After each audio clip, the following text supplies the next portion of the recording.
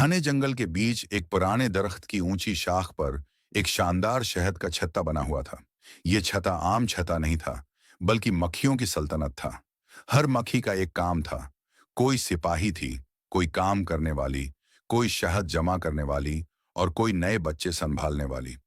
इस सल्तनत पर हकमरानी कर रही थी एक बूढ़ी मगर अजीम रानी मक्खी, जिसे सब मलका ज़हरा कहते थे। रानी का ऐलान एक दिन रानी ज़हरा अपने तख्त पर बैठी थी। परों में थकन और आंखों में उदासी थी। उसने सब मक्खियों को जमा किया। हजारों छोटी छोटी मुखियां कतारों में आकर बैठ गईं। छते के अंदर घंटियां बजने लगें, मक्खियों की खास आवाजें।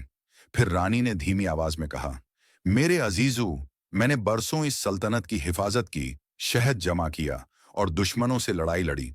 मगर अब वक्त आ गया है कि एक नई रानी चुनी जाए, जो तुम सबको रोशनी और ताकत के साथ आगे ले जाए। छते में सरगोशियां शुरू हो गईं। सब हैरान थे कि नई रानी कौन होगी। नई रानी की तलाश छते के सिपाही एक एक करके नौजवान मक्खियों को रानी के सामने लाने लगे। हर मक्खी अपने परों को फैलाकर अपनी ताकत और खूबसूरती दिखाती। मगर रानी जहरा हर बार अपना सिर हिला देती और कहती, ये अभी तैयार है, नहीं है। रानी को सिर्फ खूबसूरती से नहीं, बल्कि हिम्मत और रहम दिल मिजाज से चुना जाता है। अचानक एक छोटी सी दबली पतली मुखी सबके बीच से निकली। उसका नाम नूरा था। बाकी मक्खियां हंसने लगीं। ये रानी, ये तो बस खेलने वाली मक्खी है, न ज्यादा ताकतूर है न बड़ी। मगर रानी जहरा ने गौर से नूरा की आंखों में देखा। इन आंखों में रोशनी थी, खिदमत का जज्बा और बहादुरी की चमक। आजमाइश, रानी ने कहा।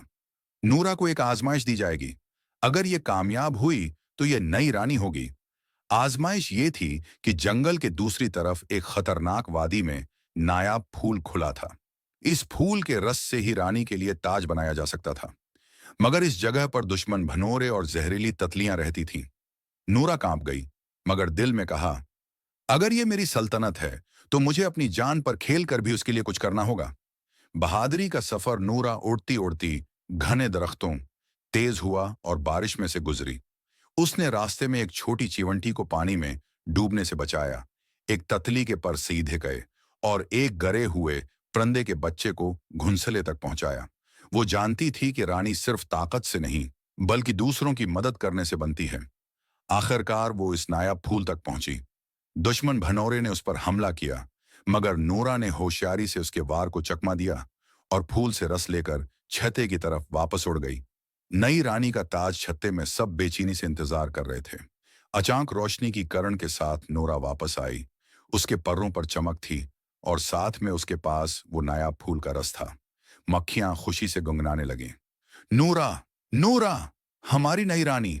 मोम और फूल के रस से ताज बनाया गया और नूरा के सर पर रखा गया। रानी जहरा मुस्कुराकर बोली, आज से ये हमारी नई हकमरान है। मैं सुकून से जा रही हूं, क्योंकि मुझे अपनी सल्तनत का मुस्तकबल नजर आ रहा है।